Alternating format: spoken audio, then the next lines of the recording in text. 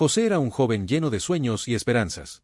Criado en la tierra de Canaán, era el hijo favorito de su padre, Jacob, quien le otorgó un regalo especial, una túnica de muchos colores. Esta prenda no solo simbolizaba el amor de su padre, sino también su elección como el heredero espiritual de la familia. Sin embargo, este favoritismo despertó la envidia y el rencor entre sus hermanos, quienes se sentían desplazados y menospreciados. Un día, José compartió con sus hermanos un sueño que había tenido. En su visión, vio manojos de trigo en el campo y los de sus hermanos se inclinaban ante el suyo. Esto encendió aún más el odio de sus hermanos, quienes lo acusaron de arrogancia y se burlaron de él. Pero José tuvo otro sueño aún más impactante. Vio el sol, la luna y 11 estrellas inclinándose ante él. Cuando se lo contó a su padre y a sus hermanos, Jacob lo reprendó ligeramente, pero guardó la visión en su corazón, preguntándose qué significaría realmente. La envidia de sus hermanos llegó a tal punto que decidieron deshacerse de él. Un día, cuando José fue enviado por su padre a ver cómo estaban sus hermanos en el campo, estos aprovecharon la oportunidad para atraparlo. Primero, lo arrojaron a un pozo seco con la intención de dejarlo allí hasta morir. Sin embargo, Rubén, el mayor, persuadió a los demás para que no derramaran su sangre. Más tarde, cuando Rubén se alejó, los demás hermanos vieron pasar una caravana de mercaderes ismaelitas y tomaron la cruel decisión de vender a José como esclavo por 20 piezas de plata.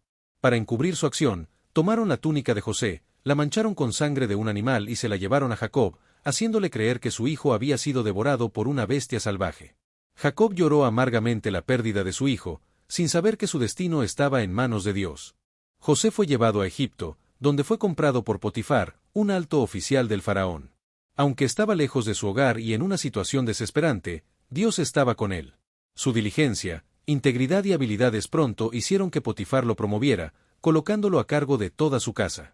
José prosperó, y con él, la casa de Potifar también fue bendecida. Sin embargo, la esposa de Potifar fijó su mirada en José e intentó seducirlo en varias ocasiones. José, fiel a Dios y a su amo, rechazó sus avances. Frustrada y despechada, ella lo acusó falsamente de haber intentado abusar de ella. Potifar, furioso por la supuesta traición, hizo encarcelar a José. A pesar de estar en prisión, Dios siguió estando con él. Rápidamente, José se ganó la confianza del jefe de la cárcel, quien lo puso a cargo de los otros prisioneros. Fue en este lugar donde José conoció al copero y al panadero del faraón, quienes habían caído en desgracia.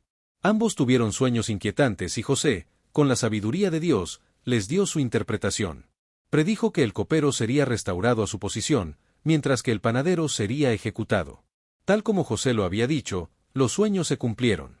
Antes de que el copero fuera liberado, José le pidió que intercediera por él ante el faraón, pero el hombre lo olvidó por completo. 2 años después, el faraón tuvo sueños extraños que ningún sabio de Egipto pudo interpretar. En ese momento, el copero recordó a José y habló de él al faraón. Rápidamente, José fue sacado de la prisión, se afeitó y se presentó ante el monarca. Con humildad, José declaró que era Dios quien daba la interpretación de los sueños.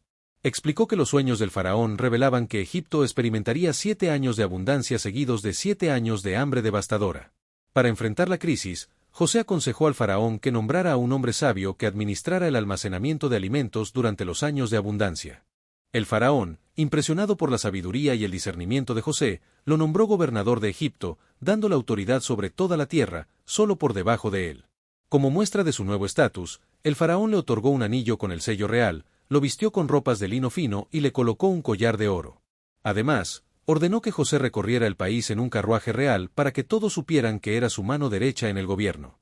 José tomó su papel con diligencia y se dedicó a organizar la recolección y almacenamiento del grano. Durante los 7 años de abundancia, supervisó la construcción de grandes almacenes en cada ciudad, donde se acumulaban enormes cantidades de trigo y otros alimentos. La cosecha fue tan abundante que pronto dejaron de contar los granos, pues eran como la arena del mar. José se aseguró de que hubiera suficiente alimento para los años venideros, demostrando su previsión y sabiduría.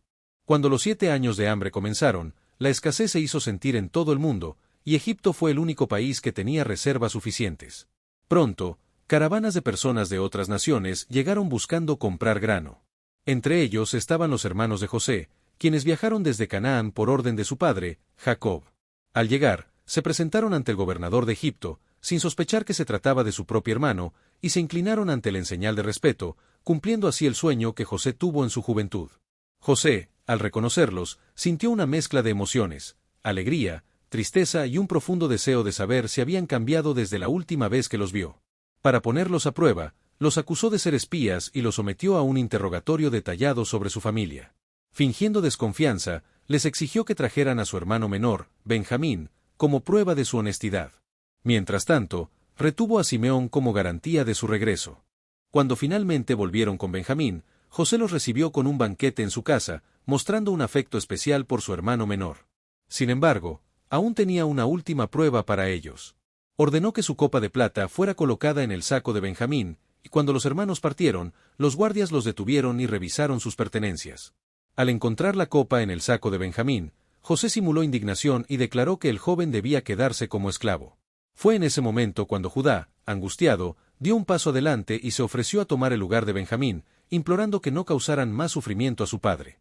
Esa demostración de sacrificio y amor fraternal conmovió profundamente a José, quien, entre lágrimas, ya no pudo contener más su identidad. Reveló quién era realmente y lloró con sus hermanos, asegurándoles que no guardaba rencor, pues todo lo que había sucedido formaba parte del plan de Dios para salvar muchas vidas. Los hermanos, sorprendidos y arrepentidos, también lloraron y abrazaron a José, restaurando así la unidad de la familia después de tantos años de separación y sufrimiento. José envió por su padre Jacob y toda su familia, asegurándoles que en Egipto tendrían provisiones y seguridad. Cuando Jacob llegó y vio a su hijo, a quien creía muerto, lo abrazó con lágrimas de alegría y exclamó que ahora podía morir en paz, pues su familia estaba reunida nuevamente. El faraón, en gratitud por la sabiduría de José y su administración, les concedió a Jacob y su descendencia la tierra de Gosén, una región fértil donde podrían prosperar y cuidar de sus rebaños. Así, la familia de Israel se estableció en Egipto y creció en número y riquezas. Años después, cuando Jacob sintió que su hora de partir estaba cerca, llamó a sus hijos y les dio su bendición, profetizando sobre el futuro de cada uno.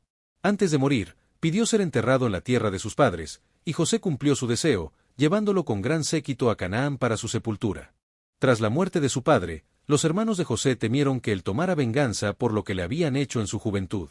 Se postraron ante él y le rogaron perdón.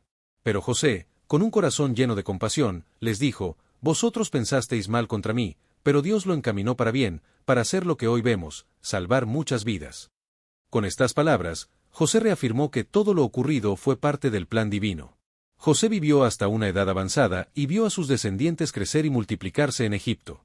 Antes de morir, les recordó que Dios cumpliría su promesa y los llevaría de regreso a la tierra que había prometido a Abraham, Isaac y Jacob. Hizo jurar a los hijos de Israel que, cuando eso sucediera, llevarían sus restos con ellos. Así, José murió en paz, sabiendo que su vida, marcada por el sufrimiento y la redención, había servido para cumplir el propósito de Dios. Y así, Dios transformó el dolor en bendición, mostrando que sus caminos son perfectos y que su plan siempre se cumple en el tiempo adecuado.